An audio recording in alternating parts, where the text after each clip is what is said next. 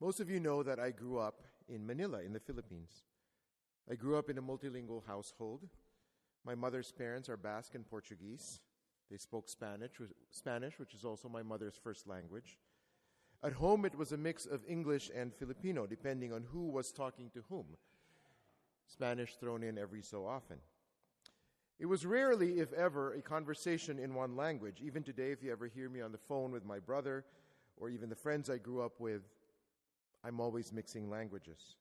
Because some things are easier to say in one language or another, and by switching between the two or among the three, you actually form a whole new language. Those of you who speak Spanglish know what I'm talking about. So when things happen in translation, sometimes the meaning gets lost. Or when you're trying to convey something and you just don't have the word for it, something like that happens in today's gospel. We are told, in that very first line, we are told that Jesus was moved with pity, and therefore he stretched out his hand and he touched the leper. Moved with pity is a translation we have in English. But remember, Mark's gospel was written in Greek, and it's written about people who speak Aramaic. And the verb that we have translated as moved with pity, in Mark, it's a verb that, my best Greek, splankthesis, I think. It can be read as filled with compassion. It can be read as filled with anger. And therefore, our English translation of moved with pity, I think, just doesn't capture it. Why? Because either way, that verb literally has to do with our bowels, our insides. Where we might say in English, our heart goes out to you, right? My heart goes out to you. In first century Aramaic, it would have been the equivalent of my bowels go out to you. It sounds very strange, I know. But it hints at a tremendous truth. Genuine feeling comes from deep inside us. The seat of our emotions is way within, way down inside us. Love and hate, fear and tears, anger and delight, a score of emotions. They all well up from our deepest selves, from our bowels, if you will. And so it was with Jesus, which is why time and again the Gospels use that strong anatomical verb for Jesus. His bowels stirred with compassion for a crowd of thousands that stayed with him 3 days and had nothing to eat in Matthew. His bowels stirred with compassion for a mother whose son lay dead before her eyes in Luke.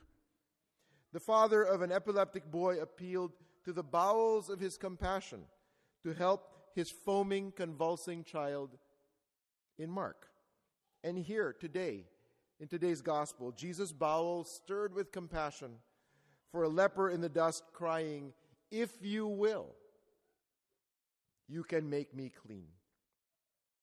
Time after time, Jesus was touched with pity, touched with compassion, touched with an anger inside him for all kinds of human infirmity. And when he was touched, what did he do?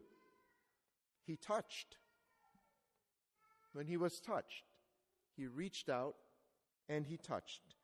When the bowels of his compassion stirred up, he reached out.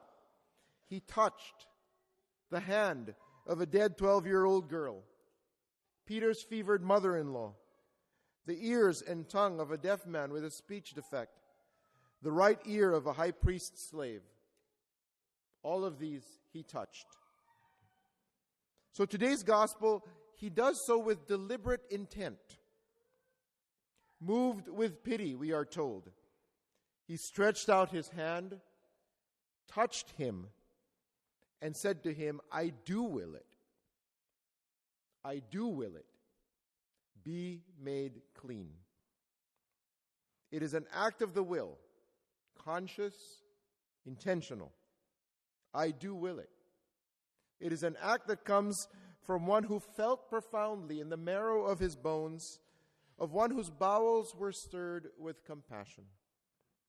A Jesus who feels deeply, who cares sincerely, who loves intensely. It's the same Jesus who fills our lives with joy and with great hope. I do will it, is how he continues to respond to us. I do will it. Be made clean.